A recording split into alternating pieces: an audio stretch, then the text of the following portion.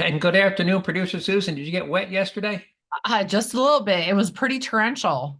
Yeah, here in New Jersey, we have that lead news story and all the channels, all the flooding people. These people, they live here. Like one guy said, this is they show a picture of his car that's up to the top of the door in water. And he says, this is the third time this has happened in 4 years. Well, duh. I mean, you hear the rain's coming, you know that spot in the road's going to flood. Why don't you drive your car and park it, to some high ground someplace and take an Uber back home?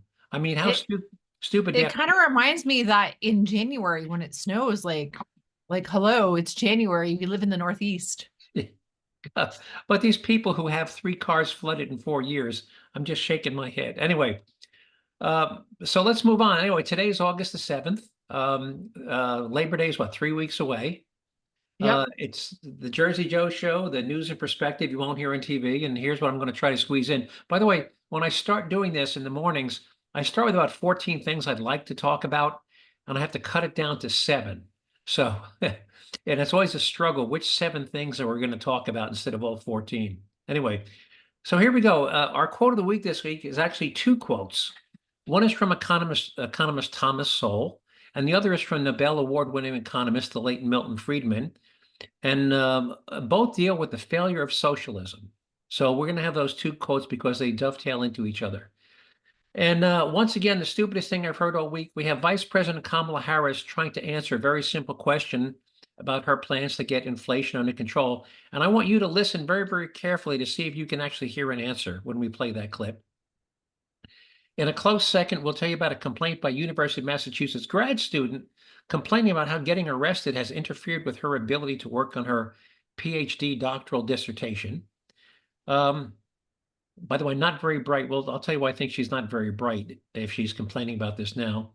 And we actually have a third place runner-up in the stupidest thing I've heard all week.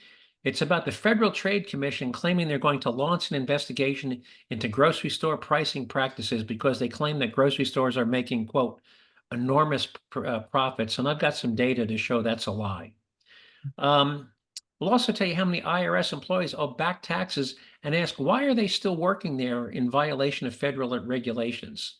Can you imagine you're an IRS employee and you owe the government back taxes, you're delinquent, and yet you're working for the IRS? How ridiculous is that?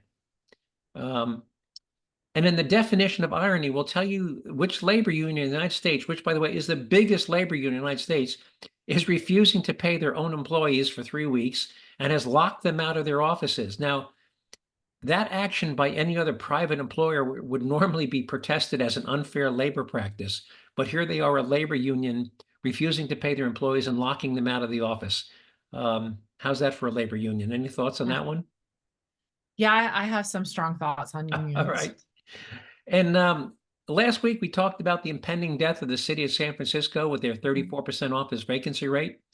You remember that discussion? Yeah, yeah. Well, I've got some additional information why it's beyond all hope, and I'll give you some more information why you'd have to be insane to either open a business in San Francisco or even leave one there, and I've got some more information.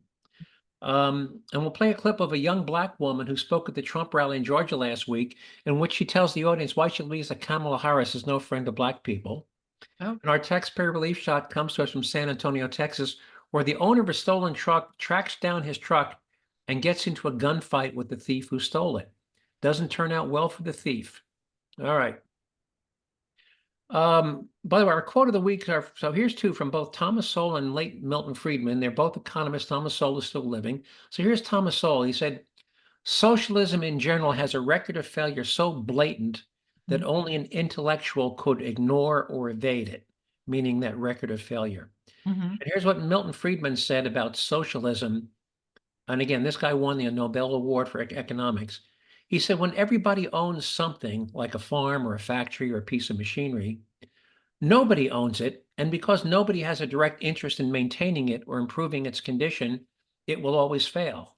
Now Mm-hmm. think about that. I mean, if you all own a factory, you're like a collective. This is why communes, by the way, have always failed. Mm-hmm. Nobody has an interest in maintaining the when they had the Soviet Union before it collapsed, dairy farmers, the cows belonged to the government and the land belonged to the government, and they got so many gallons of milk a week. or milk or cheese, whatever, Mhm. for taking care of and milking the cows. And it didn't matter if the herd produced 800 gallons of milk a week or 500 gallons of milk a week or 900 gallons a week, they got uh, the same allocation of milk. So if you were that farmer, would you bust your butt? Would you get up from 5 o'clock Yeah. in the morning to take care of the government's cows, No, and think about ways to make the output of your herd even better? No, no. But if I I owned it, I'd certainly take pride in it.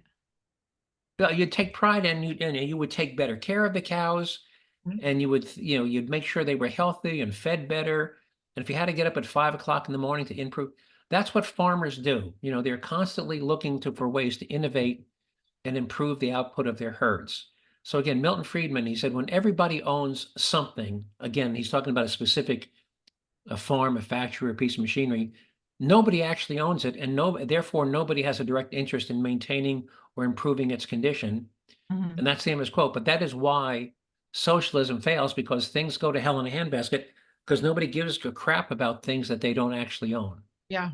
So anyway, so those are those two quotes. Any thoughts on those two Yeah, quotes? and we talk about this a lot on the show about, all the socialism, all these programs and stuff. Where does all this money come from? It comes from the government, but where does the Government government gets get their gets it from the money? people, right? From us, from our taxes. Exactly. All right. So here's the stupidest thing I've heard all week. And in case you can't hear the original question, the question is to Vice President Kamala Harris. What are your plans to bring inflation under control? I want you to listen very, very carefully, because I've listened to this three times, and I can't hear an actual answer to the question. So here is this question. Here we go. Well, are you going to do to fix this problem with inflation? Okay, thank you. Well, let's start with this. Prices have gone up, and families and individuals are dealing with the realities of that bread costs more, that gas costs more.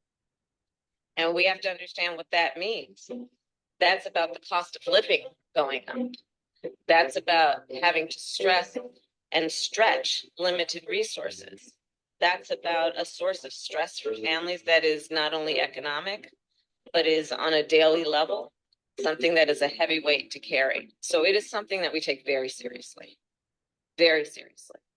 Was it wrong to consider inflation transitory? I mean, by the way, did you hear her answer the question? So everything she said was true, but I never heard an answer.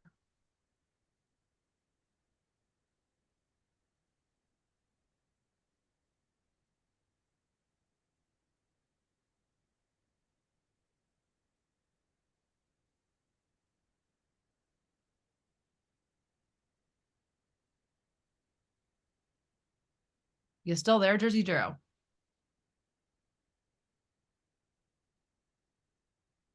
Hello? I've lost you, Jersey Joe. I hear nothing from you. Hang on, my mic clicked off. Anyway, Oh, there you go. so that I hit the mute button on my microphone. So anyway, so that was my nominee for stupidest thing I've heard all week, which was her non-answer to the question she was asked twice. What do you think? Does that qualify? Yeah, definitely. Again, everything she said was true, but she never gave an Yeah. answer. She was explaining what inflation was, but she was asked, what is your plan to help bring it under control? Well, we know what it is, Kamala. Otherwise she wouldn't be asking a question. We didn't need you to tell us. So anyway, so here's our first runner-up in the stupidest thing I've heard all week. It's a complaint by a female grad student at the University of Massachusetts, and grad students have to do a dissertation. And she's complaining about how she got arrested during one of these pro-Palestinian, anti-Israel protests. And she got arrested. So here she's complaining about how getting arrested has interfered with her ability to work on her doctoral dissertation. So she was arrested, two sets of hearings, one for the misdemeanor charge she faces in court. That was a criminal charge. And the other was for violating the college's code of conduct, in which she has to present herself to the college review board. And here's her complaint. It says it has kept a graduate student from work towards finishing her dissertation in economics.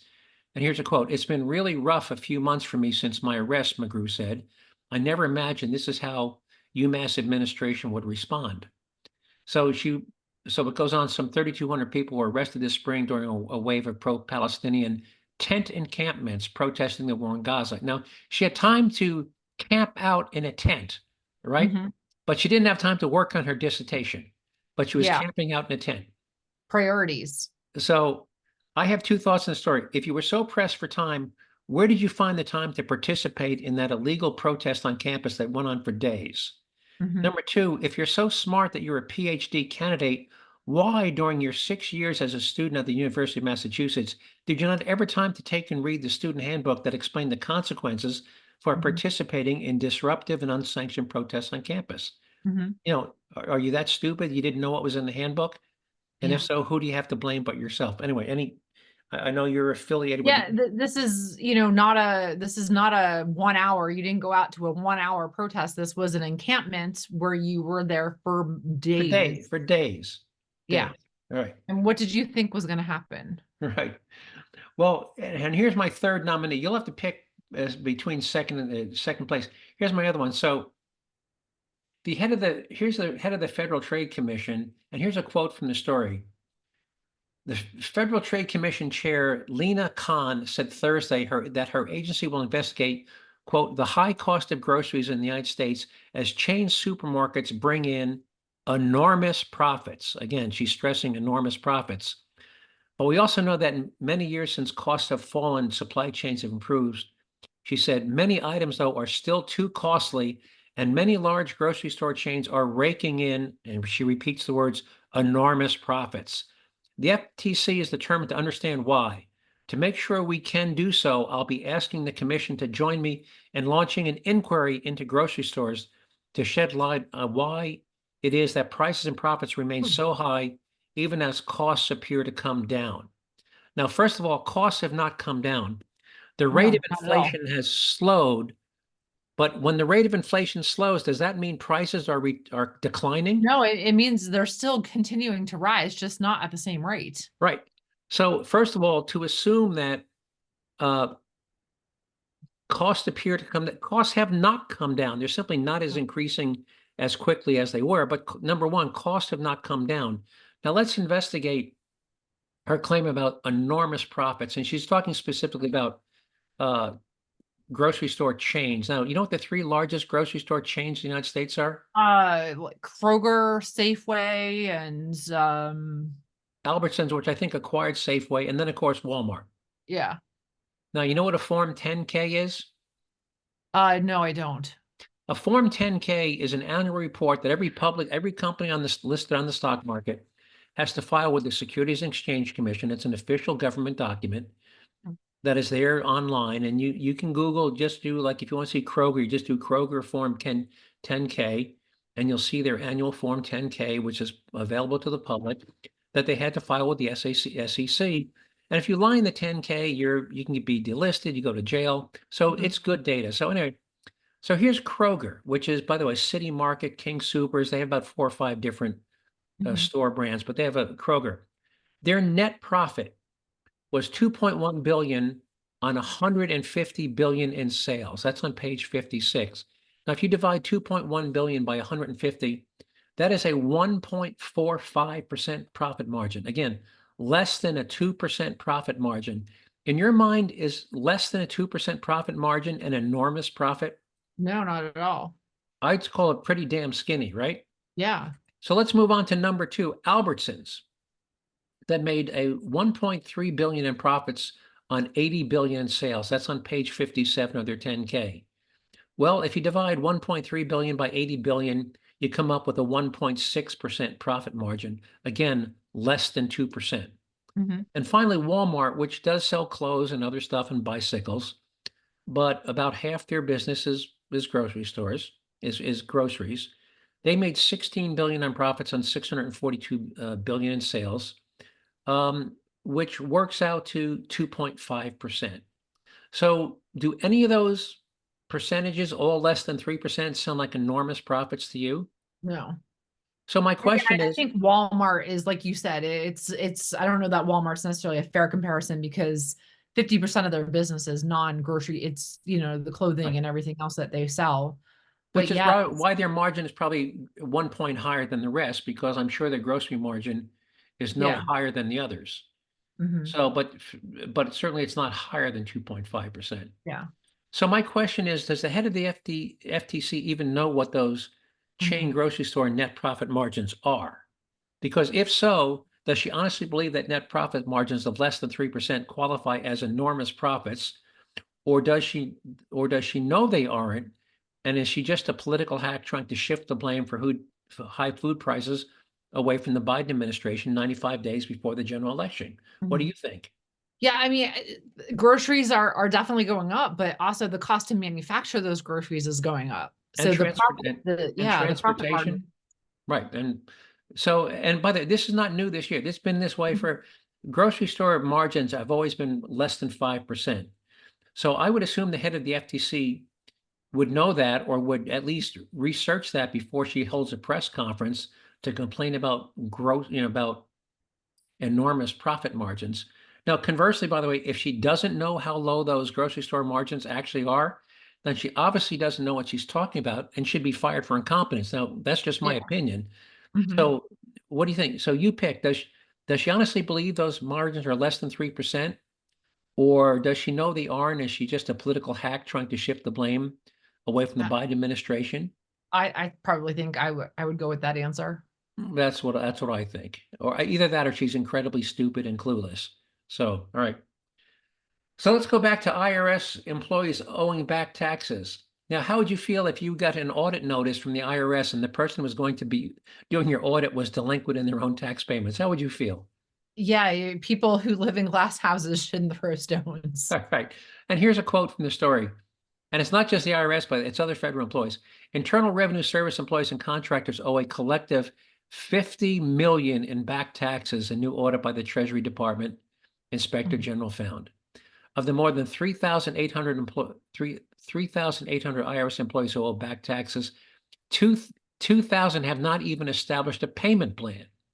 More than 50 of those delinquent employees have remained employed by the IRS for 5 years or more. All told, nearly 150,000 federal employees have failed to pay their taxes, owing a combined, wait for it, $1.5 billion. Mhm. Now, guess what? There is a regulation that says if you owe back taxes, you can't work for the IRS, but there's an unless. You know what the unless is? What's the unless? Unless the commissioner of the IRS issues a waiver allowing you to keep working. So apparently, the IRS commissioner has issued 3,800 waivers. This is like something that nobody knew about. The IRS commissioner had to issue 3,800 waivers to those employees who owe back taxes, 2,000 of which have never even established a payment plan, saying, yeah, I'll start sending you $50 a week or something. I mean, talk about screwed up. But that's where we are with our highly efficient IRS. All right. Anything you want to comment on that before we move You on? would think that the IRS, since these employees work for them, they could just garnish their paycheck. Well, they could if they wanted to go to court and get a judgment against them, but apparently they don't want to go there. So apparently they're desperate for employees. All right. You know what the biggest labor union in the United States is? The teachers union? Yep, the NEA, National Education Association. They are the biggest labor union in the United States. However, for nearly a month, about 300 staffers who work in their headquarters and regional office buildings haven't been paid, and the NEA took the rare step of locking them out of their workplaces last month amid contract negotiations with those non-union staffers. Can you imagine that? A labor union locking out its own employees. I talk about, is that ironic or is that hypocrisy? Absolutely, absolutely. All right. I think, by the way, I think those employees who are not members of the NEA, by the way, should be represented by the Teamsters or the Service Employees International. I think those 300 office workers should get their own union together. Mhm. Anyway, all right. Have you heard about a young black woman named Michaela Montgomery? I have not. Well, Trump ran into her. He was doing a Chick-fil-A thing down in Georgia. He was there for a rally. And he runs into this young black woman, and she had some nice thing to say him in the Chick-fil-A. And he said, Michaela, I want you to come talk at my rally. So this is her. She's not a professional speaker. She wasn't hired. She's not a writer. She's not a TV personality. Her name is Michaela Montgomery, and Michaela spelled Michaelaah. Michaela Montgomery, and here we go. This is her impromptu at a Trump rally. That have been said, but I want you guys to pay attention to what has been done. They don't want to talk policy. They just want to use propaganda to steal your vote. The left is trying to tout this woman as a savior for the Black community, but all she's done is hurt the Black community since she came into the game.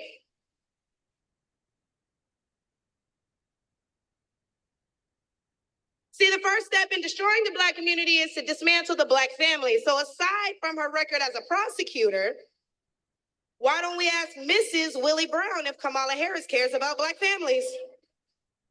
And we all know who Mrs. Willie. Do you know the story with Willie Brown? No, I'm trying to place that name. When she was working in before she became a prosecutor, she was dating Willie Brown, who was married. Oh, right, yeah, okay. And she was sleeping with Willie Brown, so who was the mayor of San Francisco at the time. So I'm going to back that up a little bit. Please.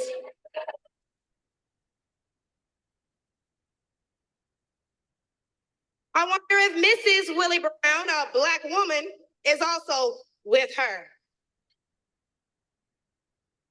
A few days ago, President Trump said he didn't know Vice President Harris was a Black woman. I'm trying to figure out what all the outrage is about because she's only Black when it's time to get elected. Did I lie? The same Black people who are mad at Trump for being confused about her race, ethnicity, nationality, whatever, are seemingly forgetting that while you're touting her as a savior for Black people, she identifies as an Asian woman. She chose her side and it wasn't ours. When asked if she would ever do anything specifically for Black people, she said no.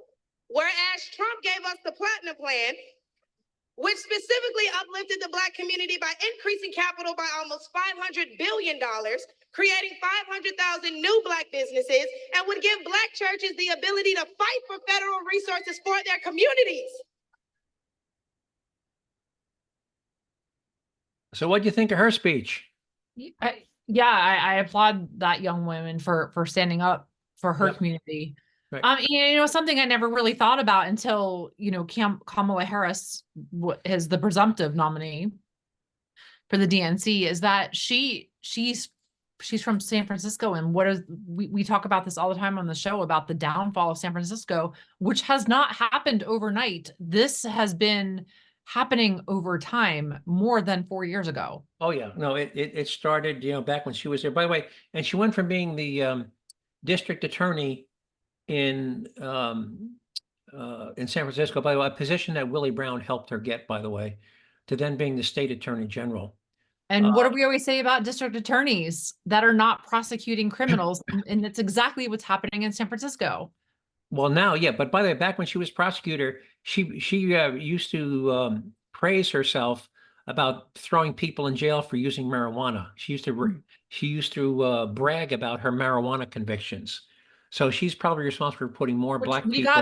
We got bigger things to deal with than people who are smoking pot. Yep, but she used to brag about how many Black people. She didn't say Black people. She used to say how many people she put in jail for marijuana.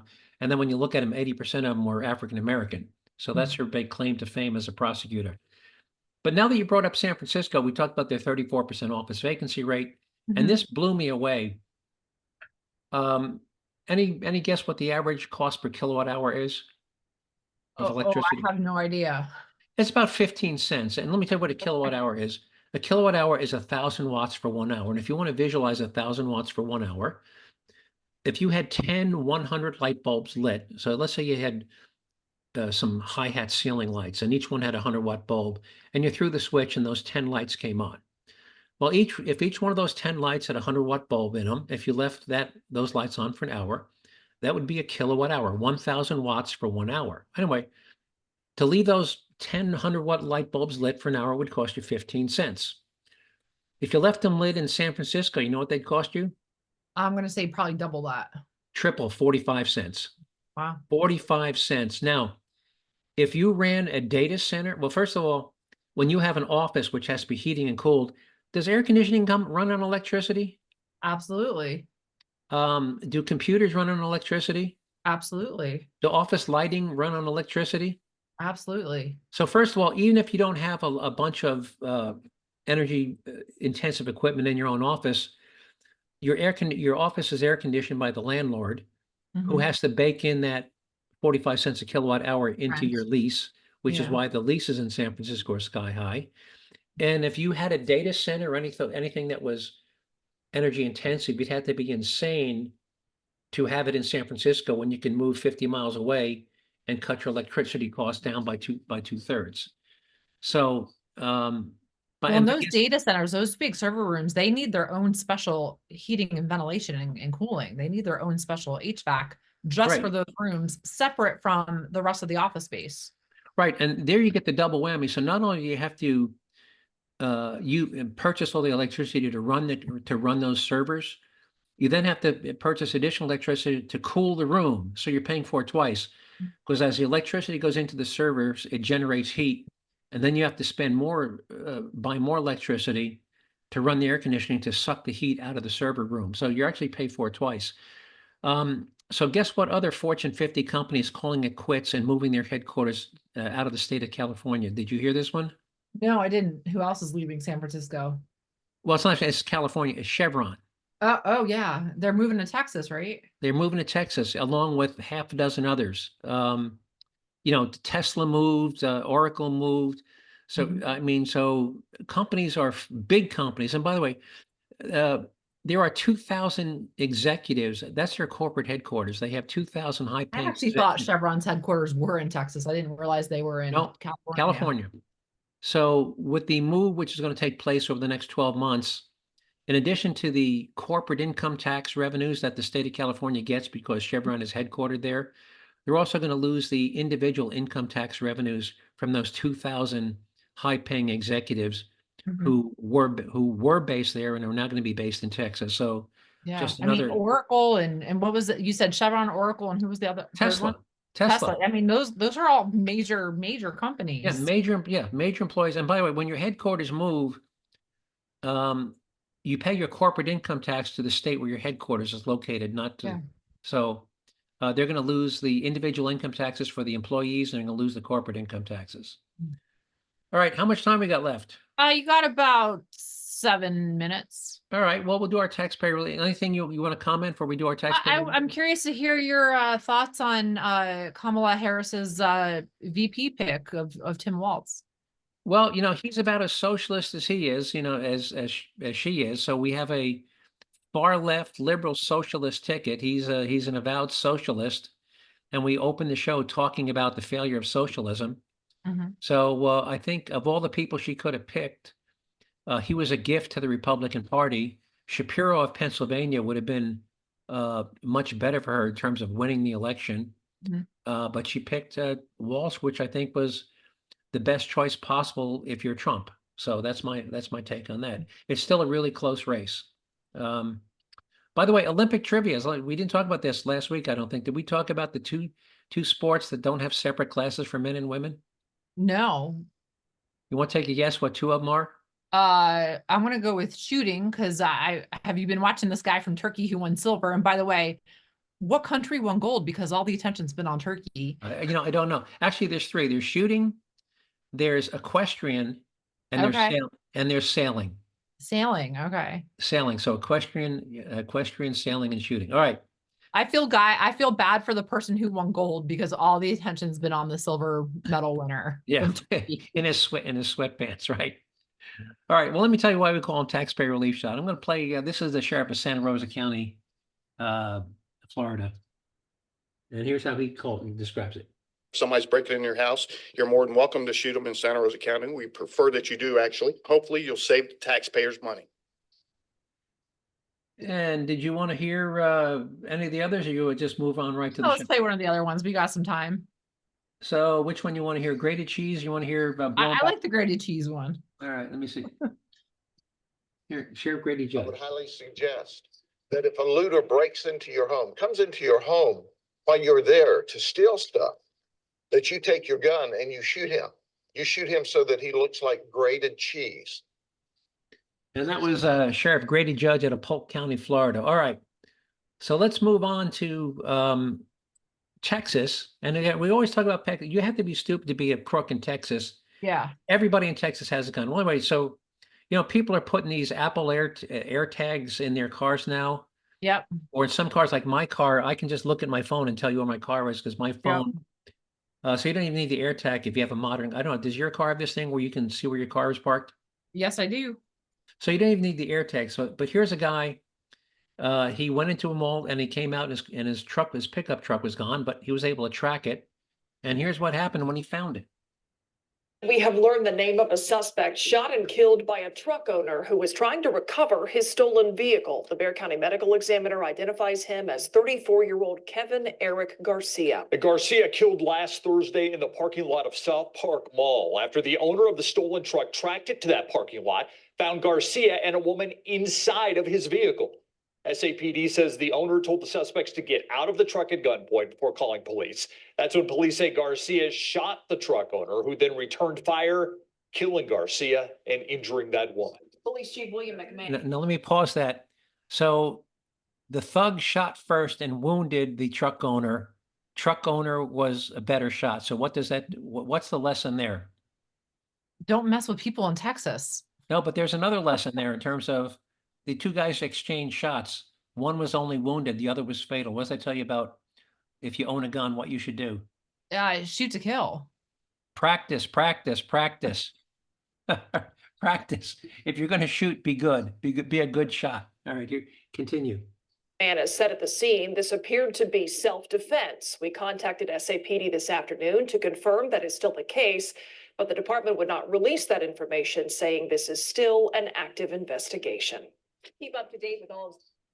Well, I think if you get shot first, you'd have a hard time arguing that it wasn't self-defense. Yeah, it wasn't self-defense. That's clearly self-defense if you get shot first. Yeah. So if you're a thug in Texas, you might want to consider, and you're going to try to steal stuff, you might want to consider moving to a different state because I think the vast majority, not the vast, but we get an awful lot of taxpayer relief shots out of Texas. Yeah. All right. Not too many smart criminals down in Texas. And they're a dying breed. All right. Anything you want to add before we wrap up? No, that's it. I was curious to hear your take on the VP pick. And well, we have a socialist ticket versus the capitalist ticket. We'll see where that goes from there. All right. Socialism is, as you know, we've got so many examples of all these countries where socialism it fails. Yeah, Cuba right now, people are fleeing Cuba. But does anybody flee the United States? Does anybody take a raft to Cuba? No. No. People are risking their lives to flee Cuba and come to the United States. So, all right. By the way, if you watch this contraband seized at the border, they get people from Cuba, they go to Venezuela. Mm-hmm. They walk 1,000 miles or take jump on. And interesting, I saw a thing, I think this was on 60 Minutes, about people from, I believe from China. They actually go to Mexico and then they sneak over the Mexican border into the United States. Yeah, they get a visa to go to Mexico, and then once they get into Mexico, they head right for the U.S. border. Yeah. Yeah. By the way, now it's down to about only 40% of the people coming across the border from the south are actually from Mexico. All the rest are from. Yeah, I watched those shows, and there was a lot of Europeans, like Georgia, the country of Georgia, not the state, right? And other Syria, Somalia, African countries. Yep. They're all coming. They're all going to Mexico, and then they're crossing the Mexican border. Right. And by the way, we talked about this before, but there is something under the UN treaty that the U.S. is signatory called the first safe country. But they're not sticking to it, though. They aren't, right, because under the first safe country treaty, it says that if you are fleeing your country because of persecution, seeking asylum, you may not apply for asylum in the U.S. unless you first have applied for asylum in the first safe country you've reached. So if you're leaving China because of alleged persecution, the treaty we signed says you can't apply for asylum in the U.S. unless you first applied for and been denied asylum by the first safe country you reach, which in this case would be Mexico. Yeah. So it says if you're from China or Syria or Somalia and you made it to Mexico and you didn't apply for asylum there, you're not Mhm. entitled to asylum in this country, but we're not enforcing that. So Yeah. anyway, we're running out of time. Yep. Want to thank everybody for giving up 30 minutes out of your day to listen to me ramble on about the things I find of interest and importance. And I hope you found them interesting important as I did. If you want to listen to things or like that clip of that speech to that Michaela Montgomery I'll gave, add that to the website. producer Susan will put that on the website, and you'll find that website at jerzeejoe.com. That's JERZEE. That's an RZEE, jerzeejoe.com. If you want to email me with a question, suggestion, or show topic, just email me to Joe at jerzeejoe.com. Just remember Jersey is an RZEE. And with that, unless you have anything to add, producer Susan, I'll sign us off till next week. All right. See you next week, Jersey All right, Joe. you take care. All right, you take care. Bye-bye.